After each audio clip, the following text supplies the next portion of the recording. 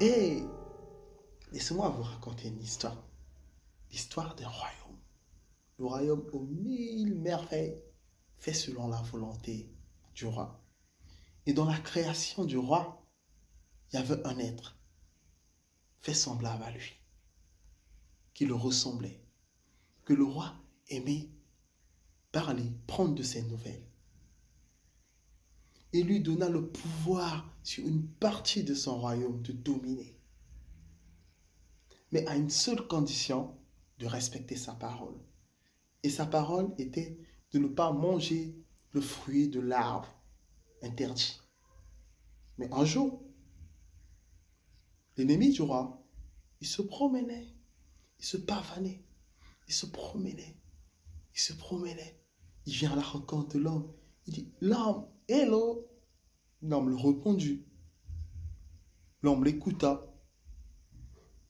Et du coup, l'ennemi du roi convaincra l'homme d'y manger le fruit. L'homme y mangea. L'homme désespéré, il mangea le fruit. Le roi irrité, fâché, le chassa loin de sa face.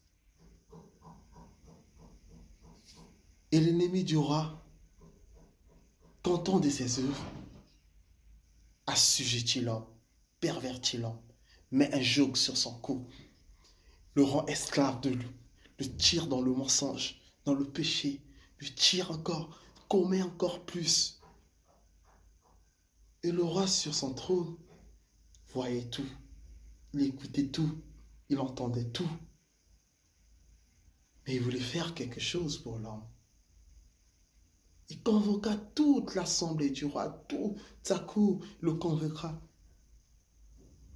Il dit, voici l'homme que j'ai fait semblable à moi, je l'aime.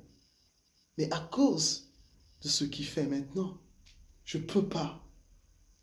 Mais je veux le sauver. Qu'est-ce que je dois faire? Il y avait là des loyaux du roi, des fidèles, des moins fidèles. Tout était là. Eux tous. Les serviteurs, ils savaient quoi faire. Ils avaient l'air tristes parce que leur roi était attristé de ce que l'homme faisait. Et 4 êtres vivants faisaient l'air étonné. Les 24 vieillards, ils faisaient semblant l'air occupé. Mais il y avait le prince sur son trône. Le prince se leva. Il dit, Père, envoie-moi. Envoie-moi pour sauver l'homme. Car j'aime l'homme. Nous aimons l'homme. Nous devons le sauver. Le Père décida de l'envoyer. Il envoya vers l'homme. Il est venu. Il est venu vers l'homme. Il parla à l'homme. L'homme était réceptif. D'autres accepta, d'autres refusa. Puis l'ennemi du roi reconnaît. C'est lui le prince. L'enfant de mon ennemi, c'est lui. Il a dit oui. Vu qu'il est loin de son royaume, il n'y a pas ses serviteurs pour le protéger. Il est faible. Je vais le faire périr. Je vais le faire périr. Il disait cela. Il envoya les hommes. Il endurcissait le cœur des hommes. Et les hommes saisirent le prince. Il saisit le prince, le ramena dans un lieu. Il le mettra à mort en le tapant dessus, en le clouant, en le mettant des clous.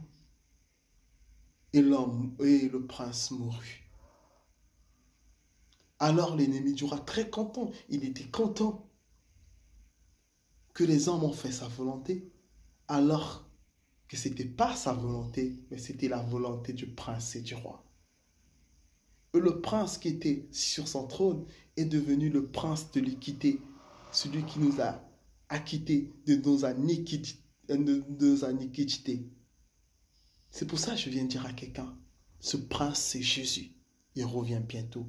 Accepte-lui comme Seigneur et Sauveur, et ce qu'il a fait sur nos vies ne soit pas fait en vain. Écoute cette vidéo, écoute cette histoire faite pour toi. Merci.